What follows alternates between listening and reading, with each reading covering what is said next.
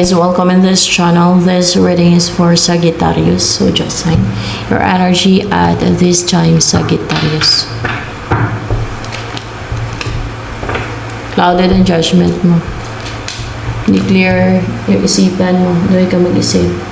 May nagka-clouded sa isipan mo. You're in love, or maybe in a union, or you're in love with your soulmate. See? Soulmate niyan. You're in love with your soulmate.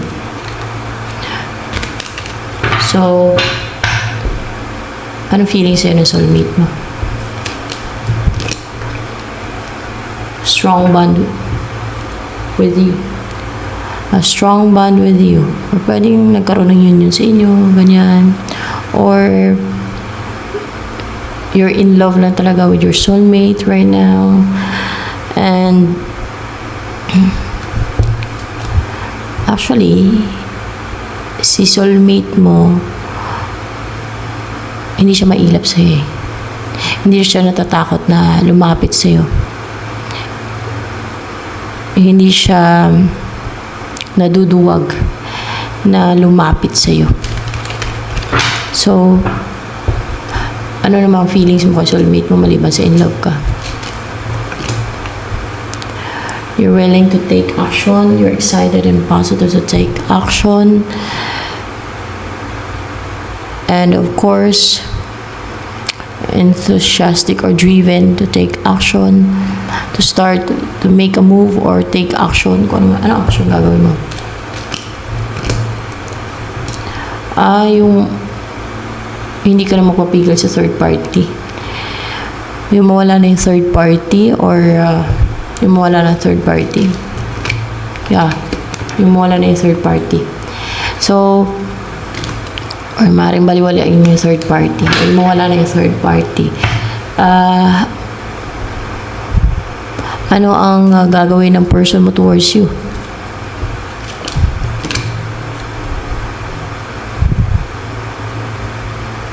Gawin ka ma-in love, ma-deeply in love sa kanya. Makaramdam ka ng emosyon, feelings, or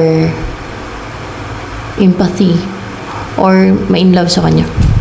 Madami kasi. Hindi. Yung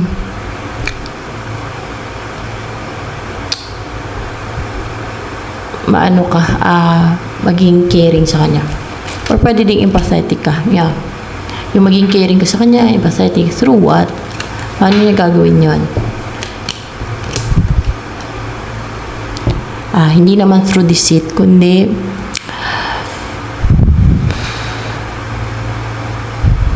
through being positive, or maging optimistic niya sa kabila ng mga pinagdadaanan niya. Baka may pinagdadaanan siya. No. Sa kabila ng, sa tingin ko, kahit na may mga problema o may hardships sa buhay na dinadanas. No. Merong basta through sa pagiging masiyahin niya, sa pagiging active, sa pagiging optimistic, sa pagiging lively. Bakit ka makaramdam ng care sa kanya? Dahil dun.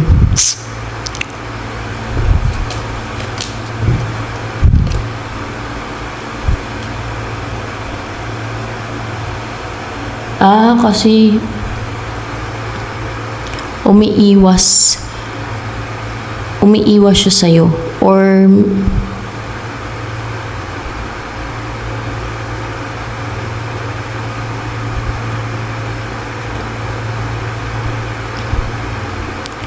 yung kahit na lumalayo ka o umiiwas sa kanya, let's say, kahit na lumalayo ka, ikaw itong lumalayo, yeah, kasi parang meron kang pinapadali eh. Kahit lumalayo ka sa kanya o umiiwas ka sa kanya, still positive pa rin siya. Still active pa rin siya, masiyahin siya. Kaya makaramdam ka ng care sa kanya. Care lang yan. Care. Yan. wala siyang deceit na ginawa, wala siyang deceit na gagawin sa'yo or manipulation, kundi yung pagiging totoo niya, yung pagpapakatotoo niya at yung nagagawa niya pa rin maging masiyahin sa kabila ng may mga lumalayong tao sa kanya or lumalayo ka nga sa kanya diba? Or umiiwas ka sa kanya. Ba, tuloy lang buhay. Kung anong meron dyan, happy siya. Yan. At in-enjoy niya ang buhay niya. So, that's why makaramdam ka ng care sa kanya. Pero hindi niya yung intention. No? Walang deceit dito. Makita mo lang yun sa kanya yung ganun siya. No? Masiyahin kahit na lumalayo ka sa kanya, umiiwas ka sa kanya. So, yan.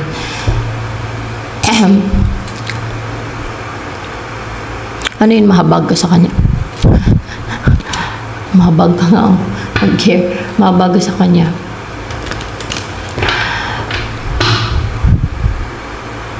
Ang importante, hindi niya naman intensyon na yung paawa-awa ba o yung para maawa ka sa kanya o para makakuha ng attention sa'yo, di ba? Ikaw lang itong kusang mahabag sa kanya dahil sa yun na nga, na-explain ko na kanina. So, ano yung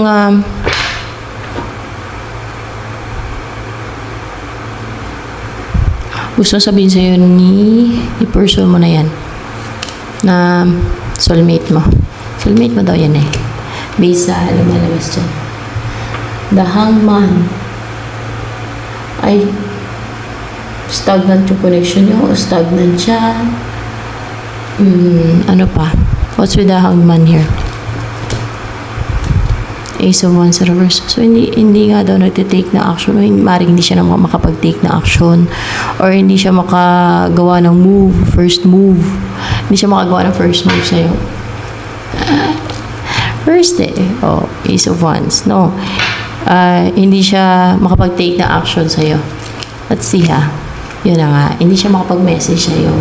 Yun. Hindi siya makapag-take na action sa'yo. Or hindi siya pag-message sa'yo o hindi kanya mapuntahan, yan. Kasi stagnant daw. Bakit? Talagang wala siyang magawa, no? Na parang bakit stagnant? Ano na pa stagnant sa kanya?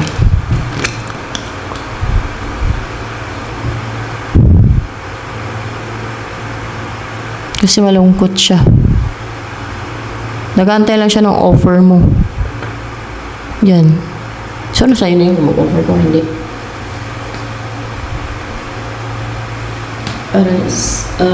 Matamlay, malungkot. At nag-aantay, meron siya inaantay para maging masaya siya. Offer mo, inaantay niya. Baka. Hindi. Hindi offer mo, inaantay niya. Message mo ang inaantay niya.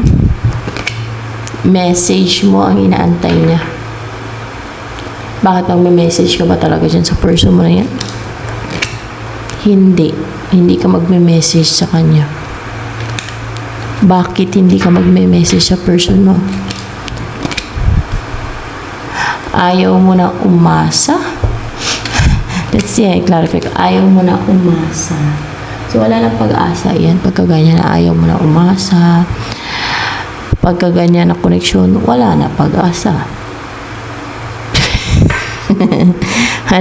wala na pag-asa. Maliban na kung buhayin niyo ulit yung pag-asa. Yung hope niyo sa connection niyo. Ayaw mo na umasa. Siguro pagod ka na din. Yan.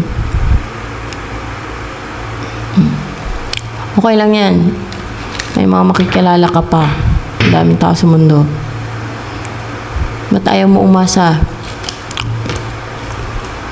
King of Wands. Kasi, what's with the King of Wands here? Parang sentence na guys. Guide ko nag-ano dito. Lumalabas mga cards.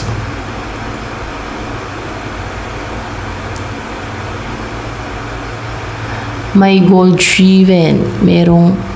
Merong goal-driven, malakas, na gustong mapangasawa si person. Tingnan natin ha. Tama, na gusto niya magtagumpay talaga. Yan, wala ka ng pag-asa, ayaw mo ng masa. Malakas daw siya. Malakas and goal-driven pa. And brave. And very passionate. Strong. Malakas. King of Wands. Na gusto niya mapangasawa sa person mo. Malakas. Malakas. Ewan ko kung anong malakas sa spiritual. Baka hindi. Malakas kay person mo. Hindi. Malakas. Nakakompetensya. Hindi. Malakas siya eh. Goal-driven na malakas. Malakas saan? Sa puso ng person mo? Char. Let's see. Sa puso ng person mo. Malakas siya sa puso ng person mo. Totoo ba? Malakas siya sa puso ng person mo si King of Wands. Tingnan natin. Oo. Bakit nga ba? Malakas sa puso ng person mo si King of Wands. May ginagawa mag-visit si King of Wands. Wala naman.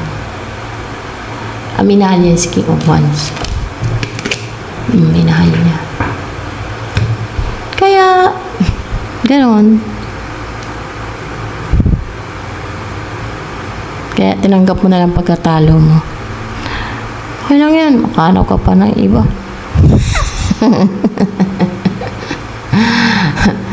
Daing tao sa mundo.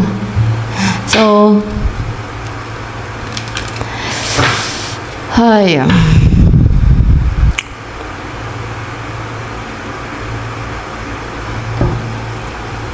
Ano ba nagustuhan mo dyan sa soulmate? Soulmate.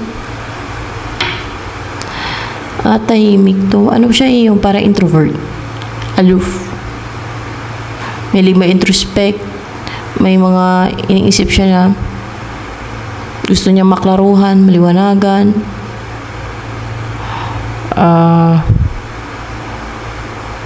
May siya magmuni-muni. Mga ganyan. Kapag-isa. Introvert. And gusto mo ba na magkatuluyan ka ng person mo?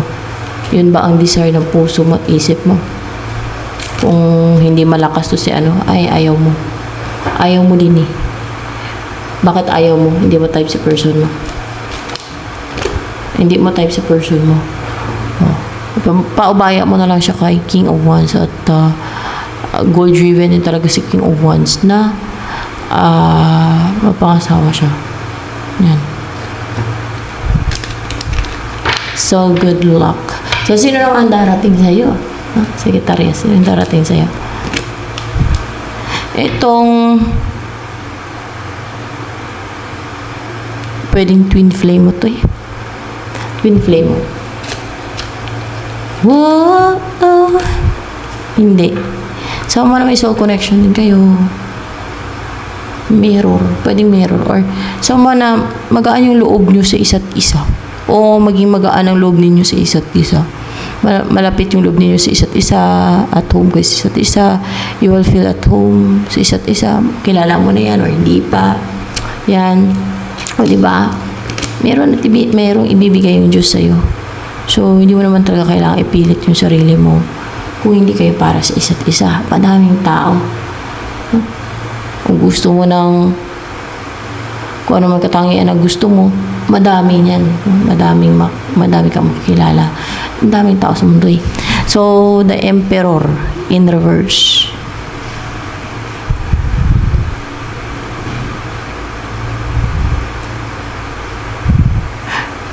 Kasi, kung sino yung porsigido talaga, at goal-driven, na hindi siya hinto, hindi siya titigil, hindi siya mag-give up, at talagang, alam mo yung nagsisikap, kahit sa anong goals niya. Dahil gusto niya talaga, Yun ang deserve ng ganun eh. Like your person. Deserve niya to. Yun, ito, deserve niya yung person mo kasi goal-driven talaga siya eh, na mapangasawa yung person mo. Ikaw, andun pa yung hesitation mo na, and ayaw mo din, hindi mo type yung person mo na yan, yung soulmate mo. Soulmate mo lang yan. At madami naman soulmate daw eh, yung tao. Bawat tao. Ayaw ko yun, ayaw na alam ko eh. Soulmate mo lang naman.